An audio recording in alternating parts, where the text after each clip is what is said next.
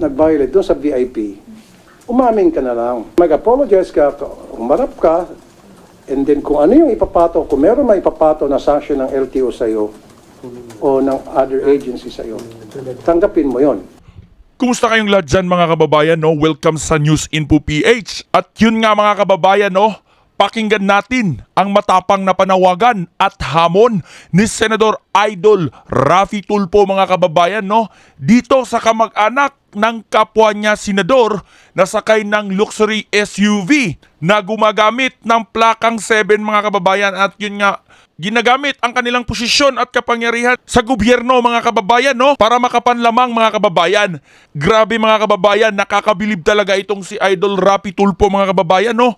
Dahil kahit sino pa yan, ay hindi niya inaatrasan mga kababayan, no? Kahit pa ito'y malaking tao o kapwa niya senador, ang kanyang masasagasaan dito ay hindi ito nagpapasindak at natatakot mga kababayan, dahil para kay Idol Raffy Tulfo ay dapat sumunod ang lahat sa batas mga kababayan. Walang sinuman ang nakakaangat. Kaya panoorin natin ito mga kababayan, no? Ang buong pahayag ni Senador Idol Raffy Tulfo. Yun na, no? Kung sino, kaya lang ayaw na magsalita.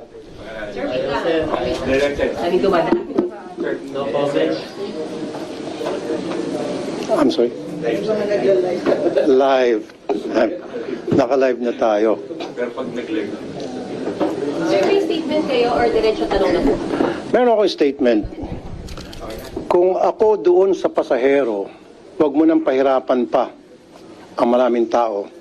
Aminin mo na, sabihin mo na nagkamali ka, isurrender mo yung driver mo, and mag-apologize. Kasi sa ngayon, anong nangyari? Napagbibintangan ang 24 ninyong senators. Totoo mga kababayan. So nadadama yung ibang mga senador dito sa kalokohan ng ilang kapwa niya senador mga kababayan, no?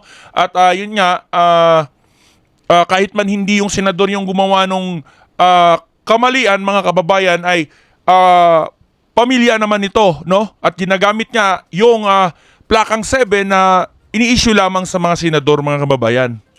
And I know for a fact na wala sa 24 senators namin ang involved doon sa skandalong yon sa EDSA. Although, I also know for a fact na ito related sa isang senador. Not related. Related ito sa isang senador. O related sa isang senador. Pero hindi yung senador ang sakay ng SUV na yan at that time. That I can say for now. Bakit pa kasi ini-issue yung mga ganyang plaka mga kababayan, no? Kung ang mga senador na ito ay nagpapatupad ng mga batas dito sa ating bansa mga kababayan, no? Sila dapat yung magiging model ng lahat, no? Na dapat sumunod tayo sa kung ano man ang ginagawang batas dito sa ating bansa. Tapos sila pa yung nangunguna, no mga kababayan? Sila pa yung nangungunang suwayin ito. Tapos kung ang mga mahihirap yung sumusuway ay kung ano-ano na ng mga violation ang ibinibigay mga kababayan. Pero pagka sila, ako po, VIP treatment mga kababayan, yun ang nakakalungkot na bagay dito sa ating bansa. Base po sa aking Intel report, dumating itong pasahero noong November 3 sa NAIA Terminal 1 via PR number 427 from Narita, Tokyo to Manila. Arrival time 6:06. Now, lumabas ng NAIA Terminal around 6:30 p.m. Gumamit siya ng Skyway northbound, going to Magallanes and then exit sa EDSA northbound. Pag-exit niya ng EDSA, Magallanes, sa may bandang Guadalupe, doon na sila naharang. And my intel tells me na ito'y papuntang Soler, Quezon City.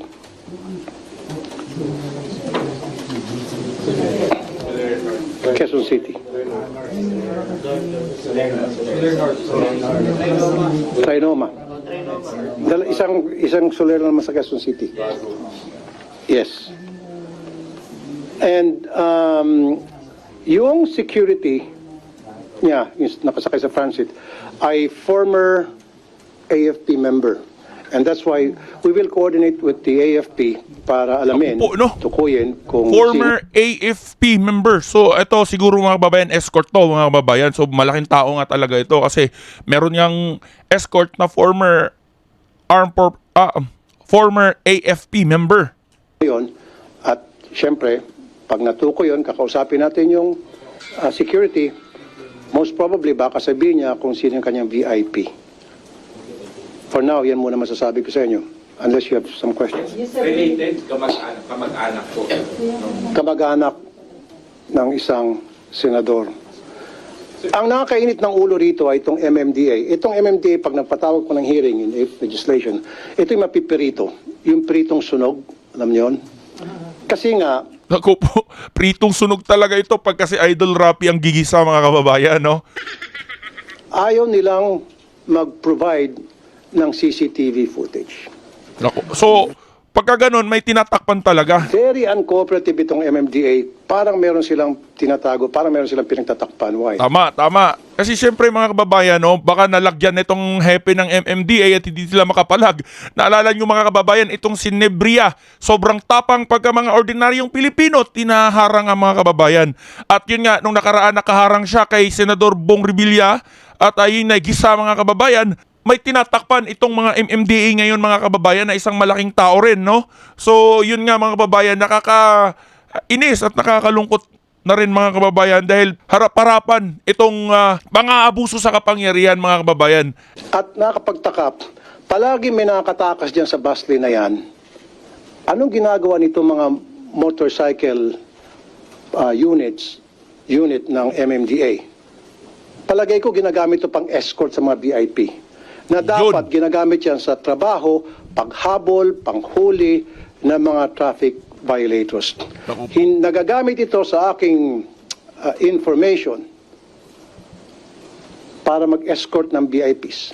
Naku po, imbis na gamitin panghuli sa mga violators mga kababayan, ay ginagamit palang pang-escort sa mga VIP. Kasi siguro mga kababayan malalaki yung mga natatanggap nilang pera, no, dito sa mga VIP na ito mga kababayan. Mag-escort ng mga patay. Mag-escort na pag may mga binyag, kasal, etc. Magigisa itong MMDA sa akin. Gisa talaga itong MMDA na ito mga kababayan. Pag kasi Idol Rapi, kilala naman natin itong mga kababayan, bago pa ito naging senador, ay napakatapang nitong si Senador Idol Rafi Tulfo. At yun nga, noon pa man ay iniidolo na ito ng taong bayan dahil wala itong kinatatakutan mga kababayan, no?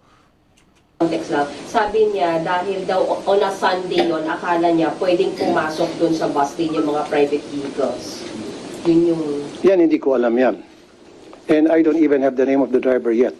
But I have to find out. The reason bakit talaga ako pusingin itong mag-imbestiga, hindi pangalawa na lang yun para malaman kung sino yung taong yon. Primarily dito, para malaman bakit hindi ginagawa ng MMDA ang kanilang trabaho.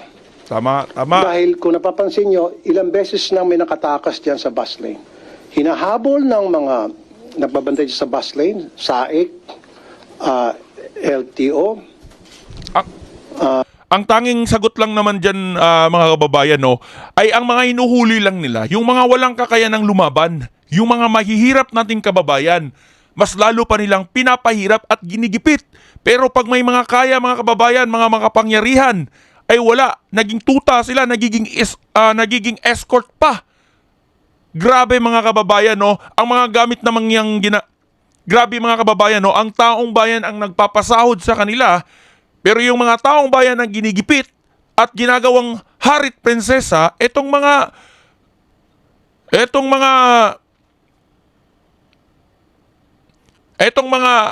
makapangyarihang tao na mapang-abuso. Coast Guard. In fact, makikita natin, dinidipahan pa yan ng mga traffic enforcement people doon, nagbabantay sa bus lane, nakakatakas. Nasaan yung motorcycle unit ng MMDA na supposed to be habulin yun? Nasaan yung hagad ng MMDA na hahabol doon sa patakas ng mga traffic violators? Nasaan? Nandun po sa mga VIPs. Boom! Pinay-escort illegally. That's illegal, I suppose. Ang MMDA motorcycle unit dapat yan ginagamit sa pagpapatrolya sa traffic, paghahabol sa traffic violators, hindi pag-escort ng mga VIPs. Ako, galit na itong si Idol Rapi para dito. Kasi yun mga kababayan, no, ayaw na ayaw ni Idol Rapi ang mapang-abuso mga kababayan at mapanglamang sa kapwa. Buti na lang talaga mga kababayan, nagkaroon na ng boses itong si Idol Rapi dito sa Senado mga kababayan, no? At mas lalo pang nagkaroon ng boses ang taong bayan. Hindi pagsama o pag-escort sa mga patay, sa mga funerals. At yan po ang nangyari ngayon. And you guys know this. And that has to stop. Sir, nagpala na kayo ng resolution regarding this? I will draft a resolution para inherit legislation para ma-stop na to. Ang primarily the reason why I want Senate investigations, bakit may nakakatakas yan palagi. At nakita ko ng problema, MMDA, ang malaking problema rito. May mali ba sa pag-release pa, sir, ng mga protocol plates? Is there any, kasi sir, kayo senador kayo eh. Is there any- Wala akong protocol plate. Yan, sir. So, may need pa Ganito kasi yan mga kababayan, kung sino yung nakaupo dyan sa mga matataas na posisyon, halimbawa sa MMDA, may mga koneksyon yan mga kababayan. No? Ginagawa silang koneksyon ng mga malalaking negosyante at yun nga, hindi natin alam kung ano ang kanilang naging usapan doon mga kababayan, kaya dinadirect sila yung mga nasa mababang posisyon ay sumusunod lang din sa utos ng nasa taas. So siguro mga kababayan, ang dapat sisihin din dito ay yung mga nasa taas mga kababayan, no? Kasi sila naman ang nag-e-instruct at nag-uutos nga dito sa mga nasasakupan nila. Eh dapat mga ano talaga yung mga korap na yan mga kababayan, dapat mabigyan ng sample yung mga yan. pa ba nabigyan kayo ng protocol plates, yung number 7? Kasi parang naabuso lang, sir. Kung hindi naman, Senator Liz. Para sa akin, bilang isang senador, hindi na siguro dapat. Ako, I don't know sa iba, pero ako, I don't need it. Why would I need it? To tell the people na ako'y senador? Parang, am I entitled? I was voted by the people to serve them, not to be above them para makaiwas sa traffic. Dapat hindi ganon. Grabe talaga. Napakaan talaga ni Idol. Dapat kung talagang gusto mong secured ka, hindi mo gagamitin ng protocol plate. Kasi pag ginamit ng protocol plate, aha, senador to, edi target ka, easy target. Tama mga kababayan, no? Kung para sa security lang, hindi mo kailangan ipagsigawan na senador ka. 'Di ba mga kababayan? Madali kang matunton na ikaw ay senador kasi may plate number kang ganun, mga kababayan. Kung totoong security nga lang ang habol doon, mga kababayan. Target ka, sitting duck ka. Whereas pag gumamit ka ng regular plate, hindi malalaman kung sino ka. That's bullshit, I'm sorry. Kalokohan yun na sasabihin, for security reason, kaya gagamit ako ng protocol plate. Hindi, kaya bangan yun. I don't know. Sa iba siguro, maaari they need the protocol plate for whatever reason, one way or the other. They might have their own personal reason. But for me, I don't need that. Sir, you mentioned kanina na kamag-anak ng isang senador. Do you think yung senador alam na at ano yung dapat gawin ng senador? In fairness sa senador, baka hindi niya alam. Sino po ba yung senador, sir? Dali. Kausap niyo na sila yung senador. Ah, yung senador, today, hindi. Pero noong mga nakarang araw, yung biro-biroan, nilapitan ko yung ilan sa mga senador na alam ko na merong puti na SUV. Sinabi nila na hindi ako yan, hindi ko ako yan. And true enough, hindi nga talaga sila. Dahil kamag-anak ka ng isa sa kanila. Kamag-anak mga kababayan. So, imposible naman na pinagamit lang yun mga kababayan, no? May bas-bas yan mga kababayan. Yun nga lang, nahuli sila. At yun nga, kanya-kanyang palusot na lang at tawag-tawag sa mga koneksyon na ganun nga mga kababayan, no? Katulad ng sinabi kanina ni Idol Rapi Tulfo na itong MMDA ay ayaw makipag-coordinate mga kababayan. So, siguro mga kababayan na tawagan na to at winarningan or pinindutan na huwag makipag-coordinate at huwag ibigay nga yung mga hinihingi ng ating nitong si Idol Rapi Tulfo, yung mga CCTV, no, na makikita doon. Ang sakay, sir, ng Escalade Kamag-anak. ng senador. Yung VIP nasa likod, kamag-anak ng senador. Father po ba? Brother. Tingnan niyo na ng picture. Ano bang itsura doon sa picture? Matanda ba? Manila. Ha? Metro Manila. Green Meadows ata eh. Sir, tama yung kumakalat na picture na match yun, dun sa... Ano po? Tama yung kumakalat na picture na sa tatay ng isang senator. Hindi ko alam. Basta pinost ko rin sa Facebook ko yon, yung mukha niya medyo may edad na. Tinatanong niyo kung taga saan? Green Meadows daw. So sir, paano yun? Fake ba talaga o hindi yung protocol plate na gamit mo? Sabi na LTO fake. But that has to be investigated. Baka pinagtatakpan ng LTO, nagkamaling LTO, whatever, I don't know. Pero why would that person use a fake plate kung samantalang pwede naman siya humingi sa kanyang kamag-anak? Na maaari, hindi, walang permiso siguro, in fairness naman dun sa kamag-anak, wala siyang permiso, kinuha lang niya dahil kamag-anak nga.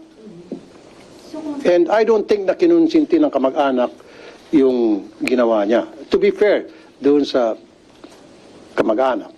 Sir, but how did the kamag-anak have access to that plate? Kasi di ba yung kaming senador binibigyan ng plate kung gusto namin. And then itong si kamag-anak, mamaya dumalaw sa bahay, nakita niya sa garay, uy, akin na lang to, hindi mo pala ginagamit, akin na to, kinuha. Sige, sa'yo na. Sir, pwede po ba talaga yun na ipagamit ninyo? Bawal. Na hindi sakay? Hindi transferable You yung... have to be in the vehicle. Yes. Dapat yung protocol plate na in-issue sa isang senador, dapat senador lang ang may karapatang gumamit doon at hindi mo pwede i-transfer sa mga kamag-anak, not even to your children, even to your wife. Sir, bakit sabi ni SP? Sir, sabi ni SP Pwede po daw. Kaya na nakisakay tapos na ihatid, di ba?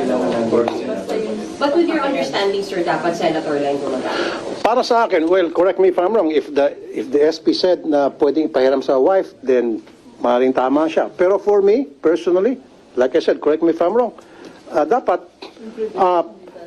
hindi transferable privilege, dapat yung senador lang. At kung sakali man gagamitin ni wife o ni son, ni daughter, dapat nandun si senador. So sir, kung maghahanda kayo ng inquiry, papatawag niyo yung relative ng isang senador? Well, hindi pa naman natin nalalaman kung sino siya, unless na ma-identify na talaga. Sir, pero your intel, kilala niyo na, sir. Hindi niyo lang pwedeng sabihin. Tama po ba, sir? Yung intel na binigay sa akin, yes. Kilala niyo na yung kamag-anak and the senator, sir. So, Yes. pero lumalabas kasi na yung car na yun ay ginagamit ng company na listed under the names of William and Kenneth Gatchalian. Tama sa information. Tama ba? Information ka? Galing sa iyan. This is information. At yun nga mga kababayan, no, anong masasabi mo dito sa pahayag ni Senador Idol Raffy Tulfo dito nga sa insidenteng nangyari mga kababayan kung saan ginamit ang plakang 7 ng kamag-anak ng isang senador at inabuso ang kapangyarihan mga kababayan. I-comment mo yan sa comment section below para ating mabasa at mapag-usapan sa next video na ating i-upload.